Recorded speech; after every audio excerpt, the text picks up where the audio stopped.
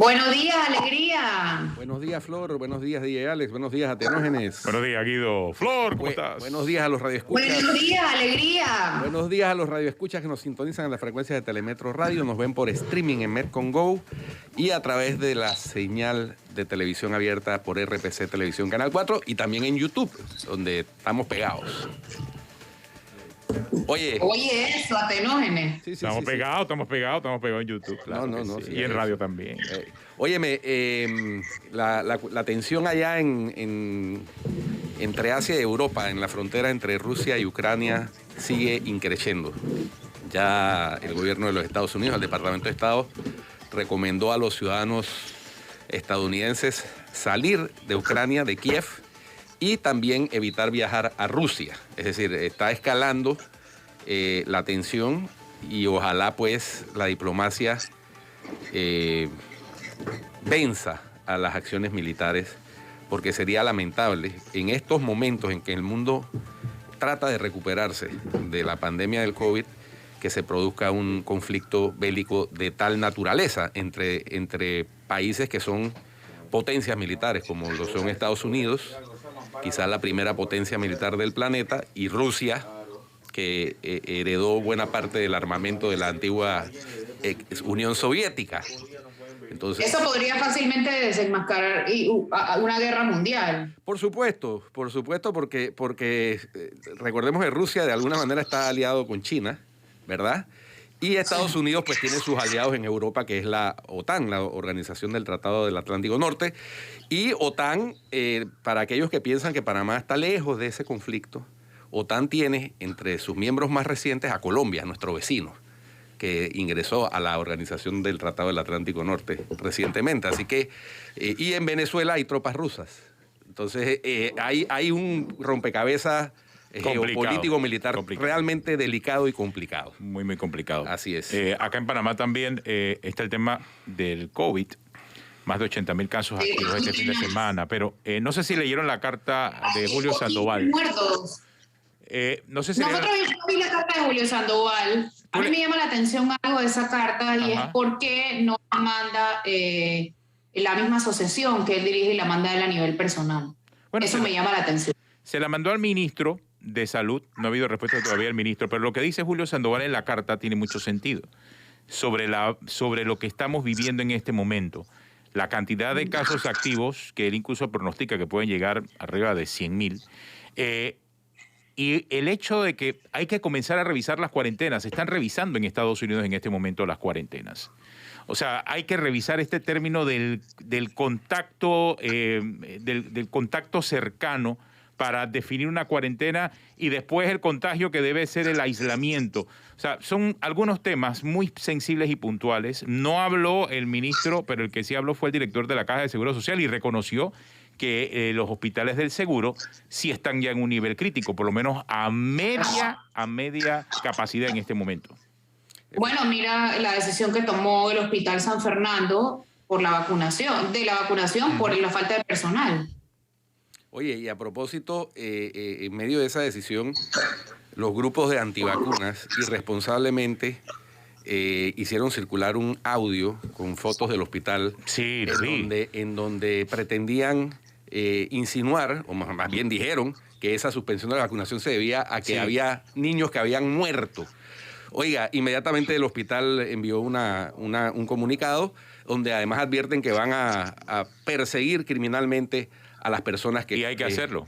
Que elaboraron ese audio. Porque hay que parar este tipo de abusos, pero no, sí... hombre, eso es terrorismo. Está definido en el Código Penal como terrorismo, ¿no? Sí, 100%, y en este momento es terrible. Pero más allá hay que ver que los hospitales sí se están saturando. O sea, ya el San Fernando dejó claro eso. Y el Santo Tomás ya eliminó todas las citas que no son COVID, que no son del tema COVID. Entonces, sí hay un tema, y eso que hoy la prensa saca, que va a haber el pico de las hospitalizaciones se va a dar en 4 semanas. O sea, todavía falta para esto. Yo creo que ya es momento de que el gobierno establezca que, por ejemplo, no va a haber carnavales. Mira, Atenógenes al final del noticiero hablaba sobre las fiestas y los permisos, ¿no? Bailables y no bailables. Tú puedes ir, pero no puedes bailar. Es ridículo, es ridículo.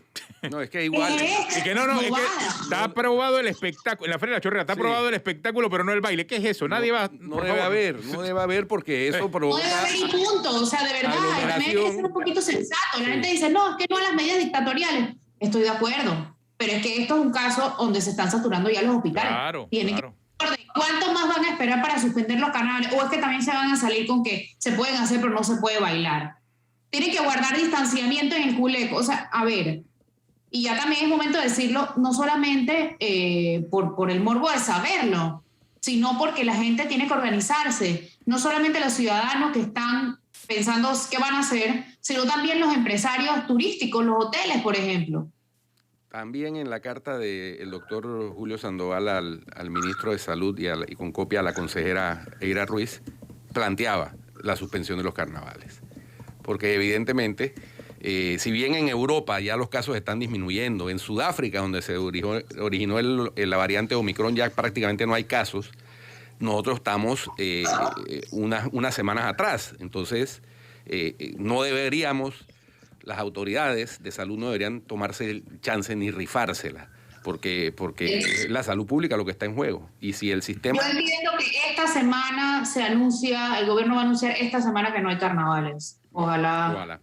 Oye, pero preocupante también, y ahora que hablaba de los antivacunas, y no sé si tendrá algún tipo de efecto, pero me llamó la atención que en San Miguelito, con la vacunación pediátrica, solo se alcanzó el 50% del objetivo total de los menores a vacunar. Y eso sí me llamó la atención. O los papás no están llevando a sus hijos a vacunar, o hay algo allí detrás que está impidiendo que hayan llevado a los niños a vacunar. Vamos a investigar eso. ¿Por qué razón esa cifra de un 50% solamente? ¿Y en Panamá cuánto fue esa cifra? No la tengo, solamente tengo la de San Miguelito, que fue lo que ocurrió. Estoy buscando circuito por circuito a ver cómo quedó ese asunto de la vacunación. Para las cifras son contundentes. Las cifras, comparando las cifras, por ejemplo... esta semana que concluyó, la semana epidemiológica, hubo 69.941 casos, ¿no? 72 muertes, es decir, el 0.1%. El año pasado, en la semana con más casos, que fue del 3 al 9 de enero, hubo 25.008 casos y 307 muertes. Es decir, esta semana hubo más del doble de casos, pero 12.2 veces menos de muertes. Para aquellos que piensan que la vacuna no sirve, no funciona. Claro que funciona. Y tomen en cuenta que el año pasado incluso estábamos viviendo restricciones también. Así es. Con todo y eso, o sea, este año estábamos sin restricciones, es efectiva la vacunación, por eso es que el mensaje es muy claro a los papás, hay que llevar a los niños a vacunarse, tiene que vacunarse, póngase la dosis de refuerzo. Es lo que le ayuda a poder enfrentar la enfermedad. Yo creo que eso es clave, por eso es la importancia de la necesidad de ver las cuarentenas, porque si la gente ya se vacunó con las dos dosis y el refuerzo, ¿para qué entonces la mandas a hacer una cuarentena si la propia vacuna te ayuda a evitar que la enfermedad te afecte de mayor manera, por un lado, y por otro lado te hace menos transmisible la enfermedad? El tema ahí es que a ti se te puede pegar poquito, pero vuelves y sales y lo contagias a otras personas. Pero es que ese es el punto, ojo, y también lo aclaran los médicos y también el CDC. Si ya tú estás vacunado con 2 dosis y con refuerzo, tu capacidad de transmitir la enfermedad es menor. O sea, ese es el impacto de la vacunación. Es 12 veces menor, claro. Pero hay que ver la vulnerabilidad de la persona a la que ves. O sea, si vas a ver a una persona de 100 años o con comorbilidades o inmunosuprimido o lo que sea, pues también tu capacidad de contagiar aumenta. No tu capacidad de contagiar aumenta, pero la capacidad de que esa persona se contagie. Las realidades de un país vacunado en más de un 60, casi 70% versus lo que teníamos el año pasado es clara y es evidente, y eso también debe ser el mensaje del Ministerio de Salud para transmitir, ¿no? Claro. Entiendo que mañana hay comunicación oficial del Ministro de Salud y va a anunciar algo de esto y de los carnavales mañana martes. Vamos a ver. Esperemos a ver qué pasa. Esperemos a ver qué pasa. Oye, entonces, tal como nos advirtió el licenciado González el viernes, presentó la denuncia contra el contralor Gerardo Solís, no se la recibieron en la Corte y entonces la presentó en el Ministerio Público. Eso es una cuestión de mero trámite, porque el Ministerio Público Una vez la recibe, la procesa, pues tiene que compulsarle copias, que es el término técnico que se usa, a la Corte Suprema de Justicia, que es la entidad que tiene la facultad de investigar al Contralor por la comisión de delitos. Entonces, eso está en curso. Y también el fiscal general electoral como que sintió la presión y decidió abrir de oficio la investigación contra el alcalde de Colón. Y contra el alcalde de Panamá, por ahí está en el borde, en la cuerda floja también, porque las declaraciones han sido similares con respecto a la desfachatez a la del alcalde de Colón. Es que terminaron defendiendo lo indefendible. No, increíble. O sea, tanto el alcalde del Distrito Capital como el alcalde de Colón, que preside la Asociación de Alcaldes del país. Ayer en el programa de Debate Abierto. La diferencia ahí entre Fábrega y Alex Lee es que Fábrega no acepta un delito electoral ahí. Sí, es cierto que es igual de cínico, pero no admite un delito electoral. Es lo que me parece a mí que hace diferentes esas dos declaraciones. Claro, falta la interpretación del fiscal, obviamente, pero si ya el fiscal decidió iniciar una investigación de oficio, quiere decir que a él también le sonó mal lo que dijo el alcalde Alex Lee. Alex Lee, sí. Por supuesto. Y es importante también, así como la abrieron por la presión, que la mantengan y veamos un resultado también por la presión. Exacto. Porque aquí, la novedad no me parece en este país que abran investigaciones. La novedad es que las terminen. Ahora vamos a profundizar un poquito más con el invitado de hoy, que ayer tuvo un candente debate. Muy bueno el debate. Con el alcalde Alex Lee, el doctor... Que no habla mucho el alcalde Alex Lee, pero cuando habla... la derrama. Oye, la excusa más barata que yo he podido escuchar en este momento era que debía haberse quedado calladito, el calladito más bonito, ¿qué va? $5,000 de movilización o 3,000, no sé cuánto es lo que tiene el de movilización para atender picaduras de culebra. O sea, los municipios tienen, todos los municipios del país tienen oficinas de asistencia social. Y ahí hay planillas, y ahí hay gente, y ahí hay apoyo. Y hay centros de salud. Yo lo que no creo es, yo lo que no creo es que el alcalde mismo tiene que salir en cada uno de los municipios a resolver esos problemas. Yo entiendo eso quizás en algunos municipios rurales, pero en el Colón, o sea, él es el alcalde del centro de Colón. De Colón. Hay que hacerlo también en Colón. O sea, hay que hacerlo también en el Distrito Capital, por lo visto. Entonces, ¿para qué está la planilla que se gasta en esas oficinas? Acá los corredores son muy caros, dice el alcalde Fabre. Es un insulto a la ciudadanía. Es un insulto a la ciudadanía. Claro. Flor, ¿cómo es que decías tú, Flor? Calladito te ves más bonito. Calladito más bonito. Hombre, si va a abrir la boca para derramarla. No. Yo lo decía de ferrufino y decía que ni calladito se veía bonito. Ya. Pero aplica igual, aplica lo mismo. Aplica, por supuesto que aplica. Ninguno se ve más bonito calladito. Hasta calladito se ven terrible. Bueno, ya iniciaron a propósito del reto que lanzó el alcalde Fábrega, inició un movimiento, la recolección de firmas, para pedirle formalmente que se rebaje las asignaciones, tanto él como los concejales. Porque es que eso no tiene presentación. Pero por otro lado, Guido, a mí me hace un poquito de ruido que estemos pidiéndole solo a ellos cuando aquí esto todo lo hacen. O sea, esto tiene que ser un poquito más formal que pedir firmas para que ellos se bajen el salario. Yo creo que el problema va mucho más allá de los alcaldes y representantes. No es el salario, es las asignaciones esas al margen del salario que lo que han hecho en la práctica es incrementar los ingresos que reciben por mes. Es decir, no es parte del salario, ni está sujeto a retención en la fuente ni a cuota de seguro social, porque no es parte del salario, que es también una situación que habría que revisar.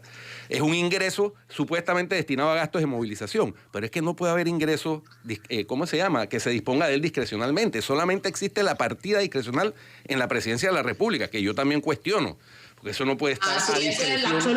No debería de ser. Así es. Eso es una chequera del presidente. Sí, eso y ha sido una chequera del presidente en los últimos 30 años. Eso en un Estado democrático, eso no debería estar permitido. No tiene ningún tipo de sentido. Eso en un reino, puede que sí, que el rey disponga como le dé la gana de los tributos. Y esto es a confesión de parte, porque el propio presidente ni siquiera sabe cuánto gana. Bueno. O sea, entonces, pero tiene una partida discrecional, es una chequera en donde el presidente raya cheques como pero que esos gastos de movilización se estén usando discrecionalmente, porque no hay ni siquiera rendición de cuentas, no hay sustentación para esos gastos, y no habiendo sustentación, de acuerdo con la ley, y esto se lo recuerdo al señor Contralor, se presume la lesión patrimonial. Eso está establecido en la ley.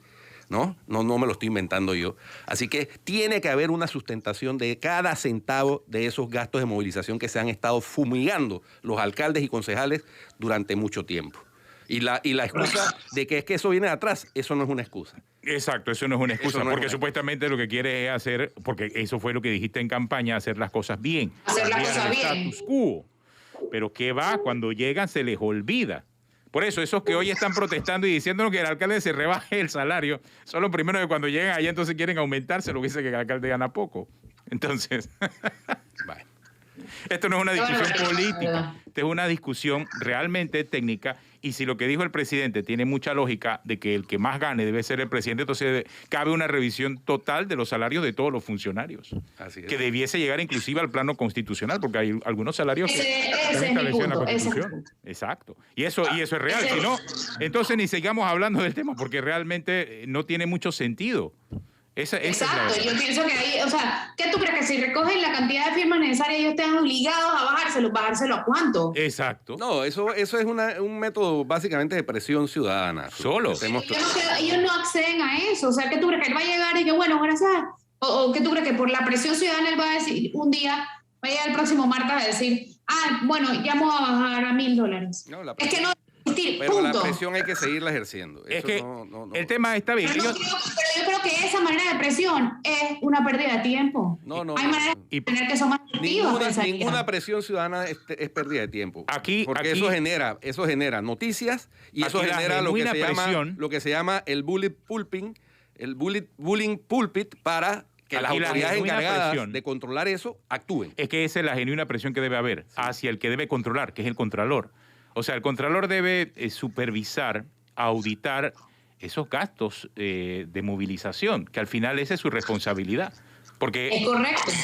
Cada municipio establece lo que en sus ingresos puede para los gastos de movilización. O sea, esa es una relación alcalde-consejo municipal.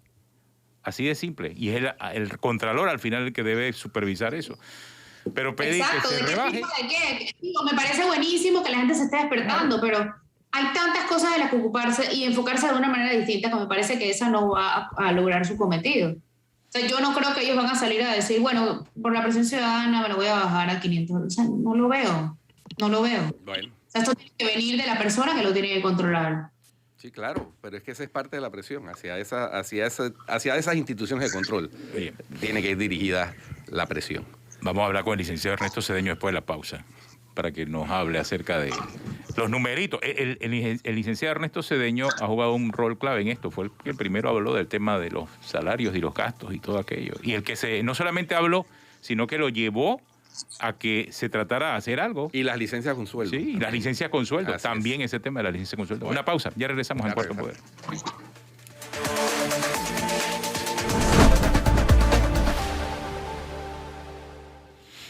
Continuamos aquí en Cuarto Poder y Guido Flor está con nosotros, el licenciado Ernesto Cedeño. Buenos días, licenciado, ¿cómo está? ¿Cómo le ha ido? Licenciado. Bendiciones para en Dios hay esperanza, éxito a todos en el Cuarto Poder y a todos los televidentes y radioescuchas que están sintonizando este programa. Y ojalá sirva para crear ese tipo de motivación ciudadana a jugar su papel y obligar de alguna u otra manera a autoridades a ejecutar las acciones que la ley y la Constitución le ha dispensado. Licenciado Cedeño, ha sido pública y notoria su actividad denunciando malos manejos o supuestos malos manejos, digámoslo así, por parte de alcaldes, representantes, tanto en lo que tiene que ver con los gastos de movilización como con las licencias con sueldo. Independientemente del argumento que se esgrime del amparo o el supuesto amparo de la ley, quisiéramos que nos explicara en detalle, usted que fue además un colaborador durante muchos años de la Contraloría General de la República, ¿por qué la motivación? ¿Qué lo motiva a hacer este tipo de actuaciones? ¿Y por qué creemos nosotros, y que usted comparte con nosotros, que la Contraloría ha minimizado su papel, su rol de control, de entidad de control frente a estas situaciones que se están dando? Pero yo creo que un día debe saber la comunidad. Yo leo las gacetas oficiales todos los días todos los días yo leo gacetas oficiales. Por mi formación y conforme a la ley 38 de 2000, todos los actos administrativos, para que sean válidos y ejecutables, se deben promulgar en la Gaceta Oficial. Yo me acuerdo un día, leí una Gaceta Oficial de un acuerdo del Consejo Municipal de San Miguelito, en donde yo leí que los ediles se ponían junto con al alcalde 4,000 en gasto de movilización, y eso me alertó. Yo pensé, porque ya yo tenía mis pensamientos con respecto a la ley de descentralización, que se podía hacer, que no se podía hacer, y las ventajas.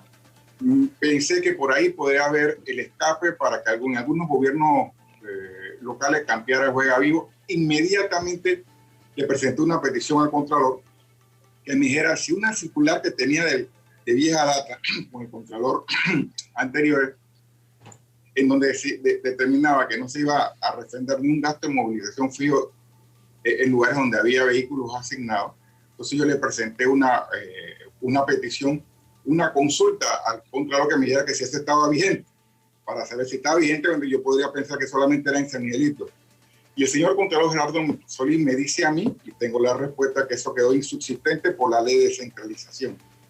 Ante ese escenario, es decir, y que le da autonomía a hacer lo que alguien quisiera, yo presento una petición para descifrar si eso solamente era en San Miguelito, porque empecé a leer los acuerdos municipales que estaban publicados en Gaceta Oficial, y era muy abstracto y no me hablaba específicamente del rubro atinente a el gasto de movilización que recibía cada uno. Yo empecé a leer las cosas que habían salido en Gaceta Oficial y no encontré uno tan detallado como el San Miguelito. Y me dirigí al Contralor, y ahí fue donde vino la debacle y me dio todo el veredicto que yo suponía de que las cosas no estaban bien. Yo cuando hago algún asunto, porque desde que me gradué, yo he tratado de hacer protestar lo que debo protestar y tratar de enderezar. Yo me acuerdo que cuando se robaron las elecciones a Indera, yo declaré pedí la inconstitucionalidad de ese acuerdo del Tribunal Electoral. Yo desde que me gradué he venido haciendo cosas porque me motiva lo que es ejercer mi derecho ciudadano. Y ante ese escenario de la respuesta, a mi juicio totalmente descabellada, se descubrió el desgreño administrativo de muchos municipios. Inmediatamente presento mi denuncia a la Procuraduría, porque el papel de la Contraloría, como jugó otra hora, es de controlar, es decir, conforme al artículo 280 de la Constitución y la Ley Orgánica de la Contraloría 32 del 84, todos los gastos de manejo si consideran que hay sobrecosto. El ciudadano debe comprender si, por ejemplo, conforme a la Ley de Contrataciones Públicas, se hace un contrato y llega a la Contraloría para refrendo, aunque la Ley de Contrataciones Públicas le da autonomía a las instituciones de hacer todos sus eventos, si la Contraloría considera que hay un sobrecosto, tiene toda la potestad, y en efecto históricamente lo ha hecho, de objetar. Eso mismo debe hacer, a mi concepto, el Contralor General de la República. Tiene toda la potestad de objetar gasto de movilización, a mi juicio, porque también le pedí que me mandara un listado en los municipios, etcétera, donde hubiese vehículos, y me dio un listado de 43 páginas de juntas comunales donde hay vehículos en cantidad, de Land Cruiser, etcétera, etcétera. Y para mí es inadmisible de que gravite hoy el gasto de movilización en esos lugares, y tampoco el monto exorbitante. Entonces, yo creo que jurídicamente, como lo ha hecho, solamente le puse aquí ese ejemplo, todo lo que ha pasado, inclusive en el discurso del Contralor ante la Asamblea, hablaba de situaciones que redujo la Contraloría porque puede ejercer su papel fiscalizador. Y aquí como que lo está renunciando. Y entonces eso es una motivación que debe llevar al ciudadano, porque sí es responsabilidad y competencia de la Contraloría, conforme a los artículos que le di, controlar de manera previa todo lo que es el uso adecuado de los fondos públicos. Y me llama la atención, Guido, que tú me preguntaste y veo una contradicción de lo que está haciendo la Contraloría. La Contraloría, por un lado, anuncia al país, escuche, el 18, que va a evaluar los salarios, gastos de representación, movilización y dieta y los representantes de corregimiento. Y ese mismo día, aquí tengo la respuesta, le da una rendición de cuentas al señor procurador de la administración, que es el que tiene la investigación, la denuncia mía, y dice textualmente, dice el Contralor, cuando se trate de gasto de movilización de los municipios y juntas comunales, a la Contraloría General de la República solo le corresponde aplicar el control previo sobre la ejecución presupuestaria. Y el señor Contralor, a mi juicio, de una manera desacertada, que con la sigla se lo hizo asesoría legal y a mi juicio tiene una debilidad asesoría legal. Eso se lo hizo asesoría legal porque yo conozco que cuando inicia una respuesta con las siglas LEC es porque lo hizo asesoría legal y te habla. Por lo tanto, a través de las funciones fiscalizadoras de esta entidad exclusivamente corresponde revisar que los gastos en que incurran los gobiernos legales son los que se encuentren contemplados en el presupuesto. O sea, da a entender, por un lado, el Contralor que lo único que va a verificar si esos gastos están en el presupuesto. Y por otro lado, el mismo día, estoy hablando del mismo día, está diciendo que va a evaluar. Yo tengo que exhortar al Contralor, lamentablemente, que no se debe llegar por esa orientación de asesoría legal, porque está contrario totalmente a lo que dice la Constitución. Y no me parece a mí que ante el anuncio y la expectativa que ha generado de que va a hacer una evaluación, y por un lado, Aleli, que es el presidente de la Asociación de Alcaldes, dice que se reunieron con el señor Contralor, etcétera, etcétera, entonces que hay ese tipo de contradicción. Lo cierto es que es un golpe, como se dice en boxeo, un gancho al hígado, lo que está pasando en medio de la pandemia en algunos municipios de la República, en donde se han redondeado sus salarios con aquello de gasto, movilización, sin que se haya ejercido hasta el momento el control adecuado de la Contraloría pudiéndose ejercer. Yo creo que por eso, le digo a Guido, a Flora, a Tenógenes, debemos seguir con nuestro ejercicio ciudadano. ¿Para qué? Para que se maneje de una mejor manera los fondos principales y que la Contraloría juegue su papel. Y estas contradicciones que están en estos dos instrumentos, la rendición de cuentas, que fue bien descortés, que la tengo aquí, que le dio el Contralor. El Contralor mandó la rendición de cuentas del Procurador 2 páginas y dice que usted debe investigar, porque es un asunto que es como grosero. Es como grosero esta rendición de cuentas y le dice, y termino con esto, el Contralor al Procurador de la Administración: resulta curioso que inicie usted una investigación preliminar solicitándome a mí que le suministre yo a usted información respecto a normas de ordenamiento jurídico cuando es usted mismo quien tiene la obligación de mantener sistematizada al alcance de esas normas. Por lo que más bien pareciera que usted debe investigar por qué no tiene la Procuraduría a su cargo esa información como es su obligación legal. Este tipo de grosería que contesta el señor Contralor al Procurador, yo no sé el Procurador qué va a hacer, pero yo no me quedaría con eso. Pues conforme a la Constitución, el Procurador sí puede investigar administrativamente, ya lo dijo la Presidenta de la Corte, que el Procurador debe ver todo ese asunto. Lo cierto es que tenemos una realidad, que hay un desgreño administrativo en muchos municipios, y entonces, ¿quién le pone el cascabel al gato? A mi juicio, el Contralor, pero si no lo hace la Contraloría, el Procurador debe llamar al orden, y si fuera el caso, a mi juicio, que podría haber inclusive elección del patrimonio, el Procurador Caraballo debe jugar su papel, porque en mi criterio de nuestro señor Varado, en lugares en donde hay vehículos, chofer y combustible, no debiera existir ni un centavo de utilización de gasto de movilización, porque ya el Estado está movilizando a los funcionarios jugando para que jueguen su papel conforme a lo que dice la ley. Sí quedó algo claro ayer, licenciado, y lo han estado repitiendo los alcaldes, es que la decisión de la asignación de los gastos de movilización es de cada uno de los consejos municipales, sobre la base de los ingresos que recogen los municipios. Entonces el consejo se lo asigna o se lo aprueba, mejor dicho, y a la vez el consejo fiscaliza, pero es responsabilidad de la Contraloría determinar qué uso se le da a esos fondos. Creo que ese es el proceso, ¿no, licenciado? No, pero hay que dos cosas. Tú me dices eso, que yo veo precisamente lo que estás planteando. Supongamos que el municipio capitalino, que tiene muchos beneficios, sabes que nuestros ingresos son buenos, ya no van a ser 5.000 de gasto de movilización, vamos a ponerle 15.000 de gasto de movilización al alcalde y a todos los representantes de corregimiento. Va a decir que eso es viable porque tienen presupuesto y el Contralor no tiene facultad solamente para verificar si lo aprobó un consejo municipal y si eso... ¿Y está en el presupuesto? Por favor, entonces, hoy van a ser 5, mañana pueden ser 15, y en algunos municipios donde hay minería, etcétera, etcétera, donde se pueden llevar ahora con impuestos buen billete, dice, aquí vamos a hacer fiesta y vamos a poner en el gasto de movilización 25.000. Con esa teoría, que yo discrepo totalmente, aquí no se va a hacer un uso adecuado de los fondos públicos. Sí hay competencia, y lo digo al contrario con la ley de centralización, para que en los consejos municipales establezcan conforme a la ley, que a ellos le llaman acuerdo municipal, que es una ley material, establezcan todos los gastos, pero eso tiene que ser de una manera razonada. El Contralor puede decir, esto es un absurdo, eso es exorbitante, eso no se compadece de lo que debe haber un gasto de movilización, y lo puede objetar y decir, yo no refrendo eso y vayan a la corte.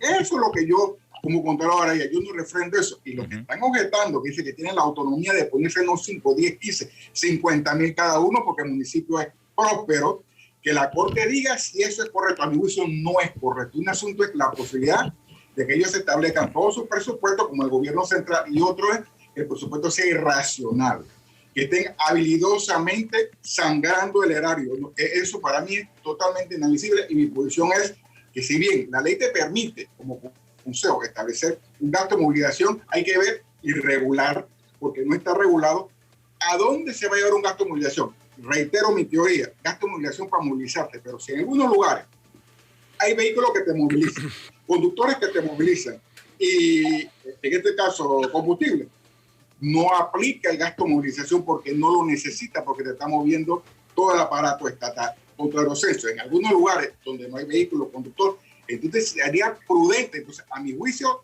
ante falta de regulación, porque los diputados debieran establecer el ítem correspondiente al gasto de movilización cuando aplique, y el monto que aplica, el contador para eso está, para controlar. Entonces, esa huega viva es lo que yo me temía que existía, y eso es lo que está cambiando en algunos municipios. Así que yo discrepo totalmente la teoría de que 100% son autónomos y pueden hacer lo que les da la gana con el dinero de los contribuyentes. Mira, el artículo 55, Atenógenes Flor y Ernesto Cedeño, Ernesto lo conoce perfectamente, de la ley 32 del 84, en su literal F, son las funciones del Contralor General de la República, establece como función del Contralor ordenar investigaciones encaminadas a determinar si la gestión de manejo de fondos y demás bienes públicos se ha realizado de manera correcta y de acuerdo con las normas establecidas. Son dos características. Primero, que se hizo de manera correcta, y lo otro, de acuerdo con las normas establecidas.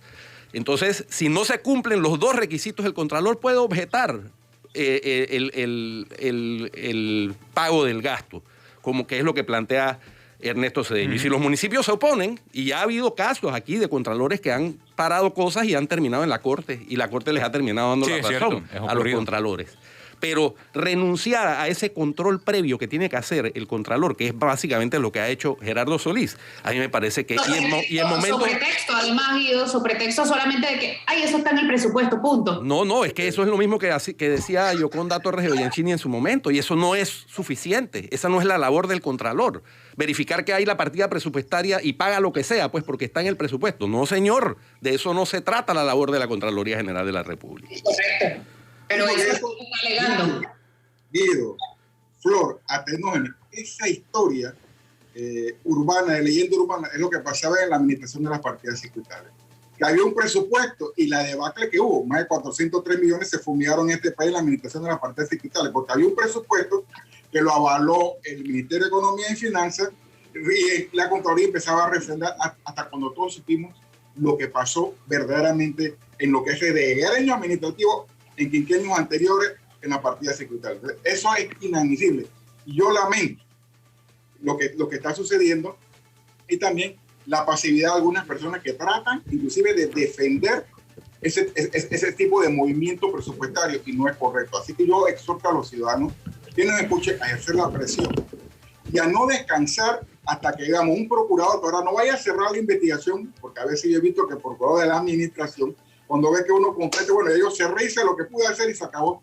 Eso no tiene sentido. Sí. Si tú ves, procurador, tu deber, con 220 virada conducta oficial, tú ves que algo no cuadra, tú debes hacer algo más y no cerrar la investigación. Cuando yo le pregunté, no me quiso decir qué es lo que ha pasado con el contador. Que, mira lo que yo leí en las 2 páginas que dice, juega tu papel, investigate tú a ti mismo. Eso es una grosería, descortesía, una falta de respeto. En mi opinión, las 2 páginas de rendición de cuentas que le mandó el contador a la procuradora. Yo no sé qué va a hacer el procurador, pero aquí las autoridades tienen que ejercer con valentía su papel, y a mi juicio, si considera el procurador de administración que hay un delito, que compulse lo correspondiente al equipo de Caraballo, porque esto tiene que acabarse. Primero, es injustificable la teoría de porque hay presupuesto y yo soy autónomo de ponerme los gastos de munición que me dé la gana.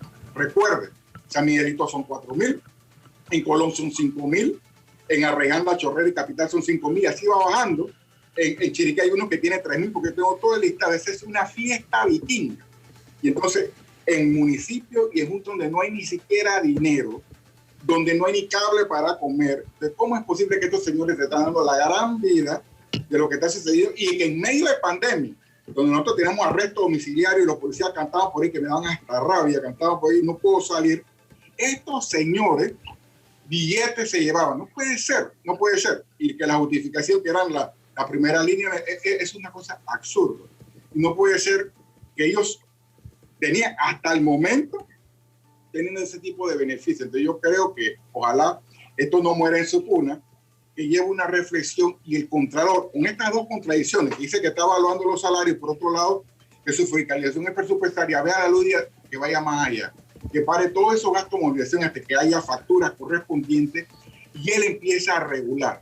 Y si los municipios no están de acuerdo, que lo demanden esos actos ante la sala tercera como corresponde. Porque si bien lo decía Guido, también el Contralor sí tiene potestad para demandar actos.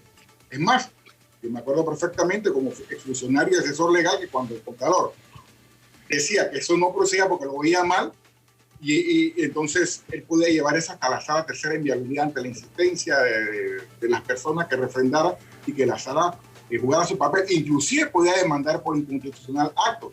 Y algunos contadores han sido bien activos demandando y cuestionando, y esto no huele mal. Yo no creo que haya un ser viviente que no sea de la planilla y de la línea de los alcaldes y representantes en donde están pues llevándose esos beneficios grandes, que esté avalando ese tipo de conducta y ese tipo de gasto de movilización. Es lo mismo que algunos gastos de representación, porque a veces en algunos municipios se ponen gastos de representaciones exorbitantes. Por ejemplo, si usted ve en Colón se pusieron 2 representantes de corregimiento, eso lo hizo la Junta Comunal, el Consejo Municipal, 7.750 se le puso a un representante de corregimiento y a otro 7.250 en gasto de representación. Entonces, eso no puede ser. Bueno, vamos a ponerle 7.000 a esto, 3.000 al otro. Esto es como Tinmarín, bueno, vamos 7.000, vamos a ponerlo 3.000, 4.000 en gasto de representación, en gasto de movilización. Esto no puede, debe haber algún tipo de mediana. Y si el problema, reitero ya para darle las oportunidades también alguna pregunta, alguna participación, si el asunto es problema salarial, hablemos de una ley general de sueldo. Una ley general de sueldo. Para mí es inadmisible. Mira, en todo Colón, los representantes de corregimiento ganan más que los diputados. Igualmente en Panamá, en La Chorrera, en Arraiján, porque los diputados por todo perciben ingresos 7.000. Estos señores perciben representantes de corregimiento 7.000 más la dieta, que suma más que un diputado. Y así no vamos con licencia con sueldo, etcétera, donde perciben más que los magistrados de la Corte, que los procuradores, que el presidente. Y este tipo de fiesta hay que controlarlo. Hablemos de una ley general de sueldo, donde si creen que 2.000 que gana un representante es muy poco, yo creo que hay representantes, entonces, defendiendo donde se mueve, que pudieran ganar más.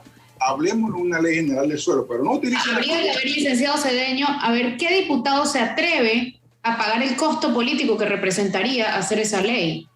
Porque ninguno se quiere pelear con los representantes de corregimiento de su circuito. Porque le buscan el voto. Por supuesto, a eso me refiero. O sea, hay que ver quién está dispuesto a no reelegirse, porque es la única manera de pagar ese costo político, pensaría yo. Pero tú eres electora.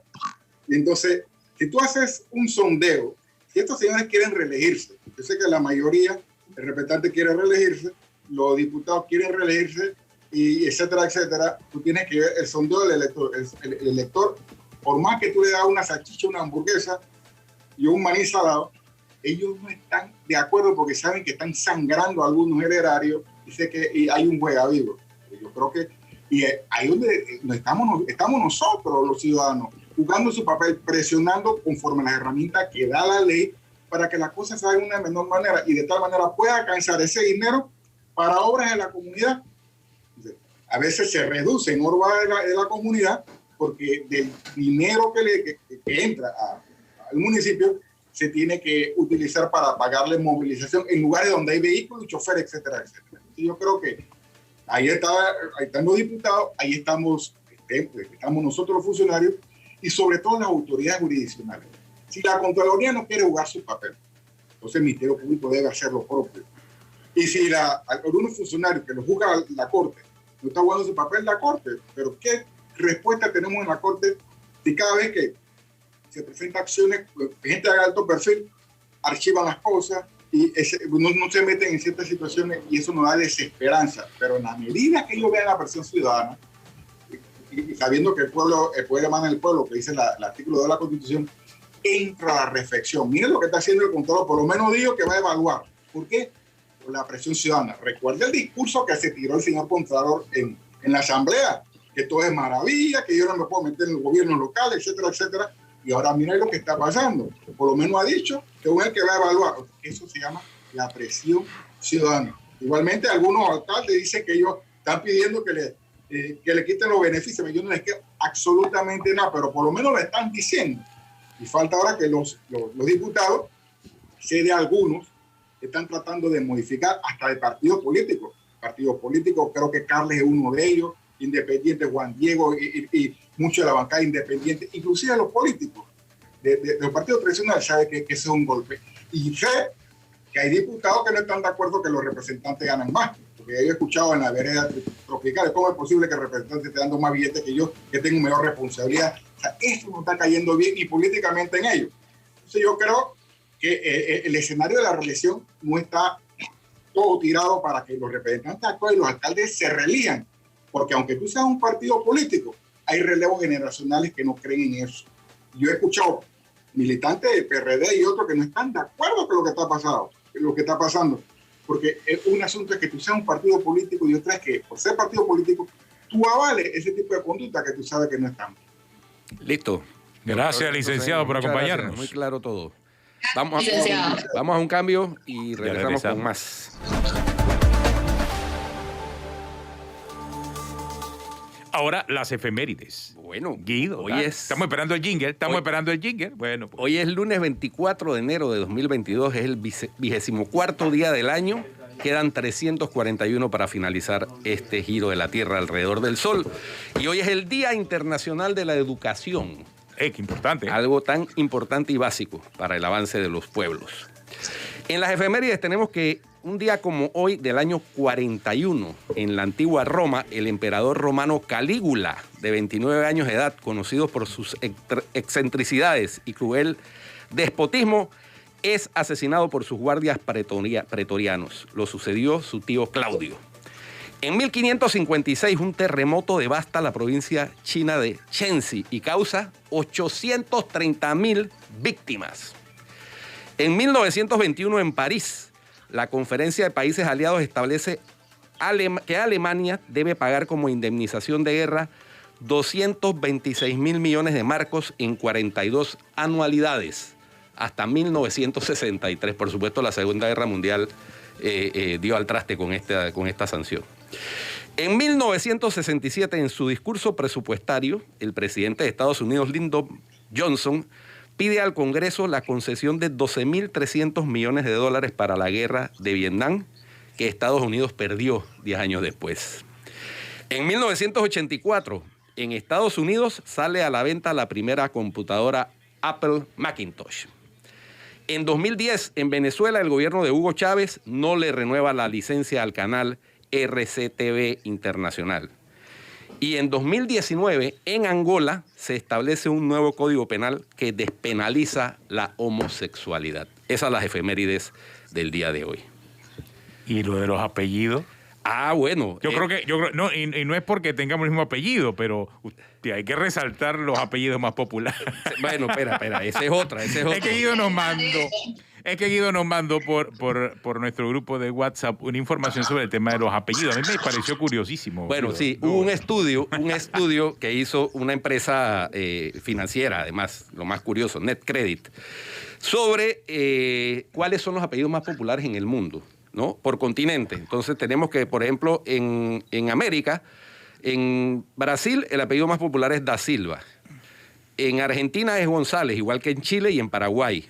En Uruguay es Rodríguez, igual que en Colombia, igual que en Panamá, igual que en Costa Rica. 2 de 3 son del mismo apellido. Igual que en Cuba, igual que en República Dominicana. ¿Sí?